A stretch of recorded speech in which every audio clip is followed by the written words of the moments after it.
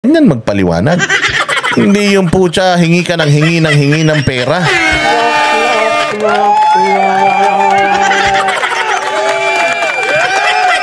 Oh, ito, pakinggan natin. Si Mayor Baste, good news. Mayor Baste, di ba sinasabi ni Mayor Baste dati? Oh, wala siyang plano. Wala siyang plano, di ba? Ayaw niya. Pag in-interview natin siya, ayaw niya.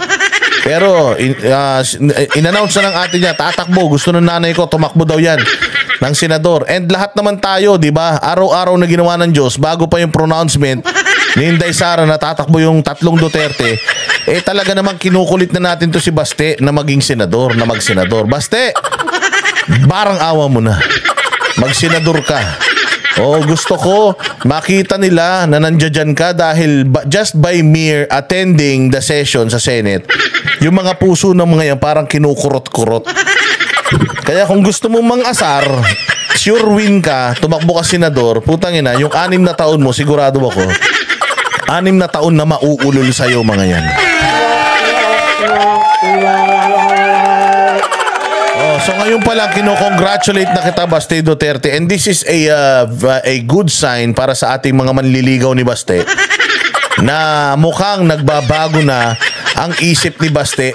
Unti-unting lumalapit ang pagpa-file ng COC, which is probably on October or November. Ayan, so kita mo naman si Baste Duterte, hindi ba?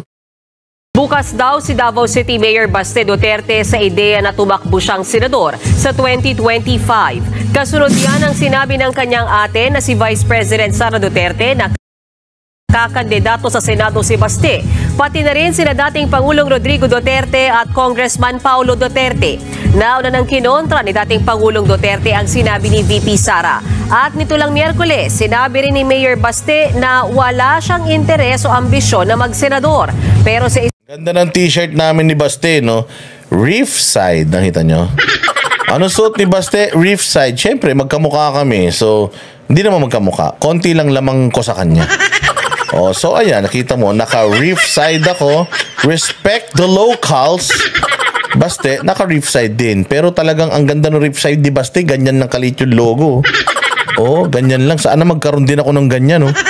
Hindi kasi yung ganyan lang kalitang logo, para kay Basti lang talaga yan. Huwag na kayong maghangad. Oo, ayan oh, rip side din naman yan oh, iisa lang yan. Galing sa kanya to oh, oh ayan oh. Kaya maraming salamat kay Ma'am Sheila Q. Alam nyo ba si Ma'am Sheila Q umorder ng 14 na reef side shirts.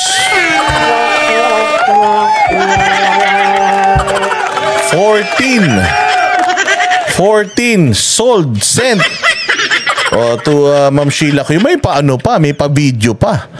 May pa-video pa si Baste. Sabi pa ni Baste, oh. Ma'am Sheila ng Canada, salamat po sa pagbili.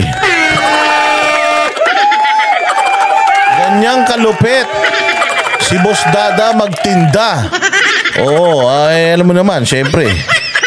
Tinutulungan ko si Baste magtinda ng t-shirt. Baka walang pang-campaign to eh. Para may pangampanya tayo sa 2025. Kailangan namin magbenta ni Baste ng maraming t-shirt.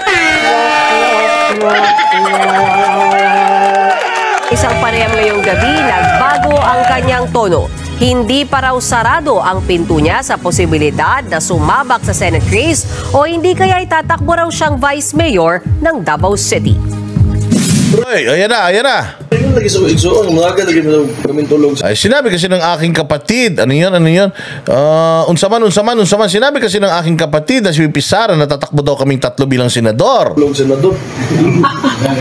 Katuingon po ni Vice President na. Sa totoo lang, di ba, sa totoo lang, parehas din naman kaming puro tato. O yan, o. Sa totoo lang, ini-entertain ko rin itong idea ng kapatid ko na 3 kaming tatakbo.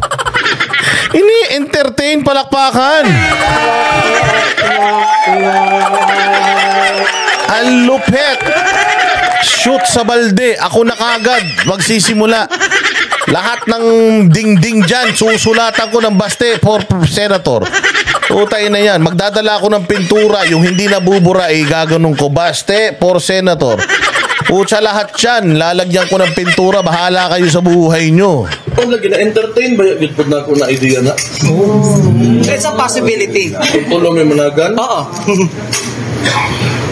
Kalingawan lang. Tanaw Ayan o, kasiyahan lang kung anong maging reaksyon nila dito. Uy, oh, grabe ha. na to. Sa ilang batayon. Palakpakan. Uy, grabe naman to si Catherine Durano. Hoy, maka-I love you ka kay Basti. Bakit?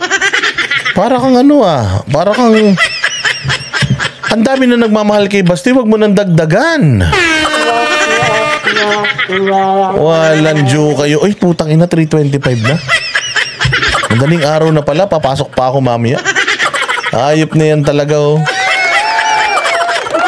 Uy, sana pero hindi, ito. No pun intended, kidding aside. Thank you very much, Mayor Baste, dahil at least kahit papaano, from a strict no, nung nakaraang in-interview ka namin, at actually, twice ka na namin na-interview, consistent yung sagot mo na it's a parang hard no. Ayaw niya talaga, no. Pero at least ngayon, considering na you are entertaining the thought na mag-senator ka, napakagandang na niyan sa amin. Napakagandang senyalis niyan para sa amin. Huwag kang mag-alala. Hindi ka namin iiwan kahit saan tayo makarating. Putang ina, kahit yung bahay ni Lenny Robredo, pipintahan ko ng Baste for senator.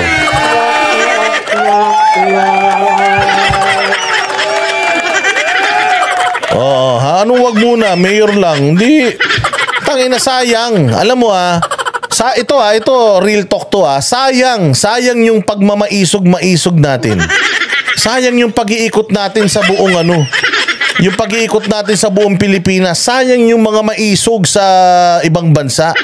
Yung mga Pilipino na nag-international call for transparency and accountability kung walang Duterte na mapupunta sa national. Maniwala kayo. Kaya kayong mga tiga Davao, huwag kayong madamot. Kasi naman, pag naging senador yan si Baste, may papalit naman dyan na magaling na mayor sa Davao. Sinisira nila ang Davao ngayon, kaya nga kailangan natin si Baste sa Senado para harangin lahat yan. Sabi ni Princess Limi, paano kami sa Davao? Alam mo, ang Davao is established already. Davao, ang maganda sa inyo, may disiplina na kayo. Kahit sino ang mayor ninyo, magfa-function na kayo basta hindi lang magnanakaw. Basta hindi lang mga Nograles, hindi ko sinabi magnanakaw Nograles pero basta hindi lang Nograles ang maging mayor dyan sa Davao, okay ang Davao. Kasi ang Davao, kumbaga, nailatag na nila yan nailatag na nila yan. Institusyon na kayo. Kumbaga, hindi na mababali yan. Wag lang kayong mapapasukan ng politiko na loko-loko.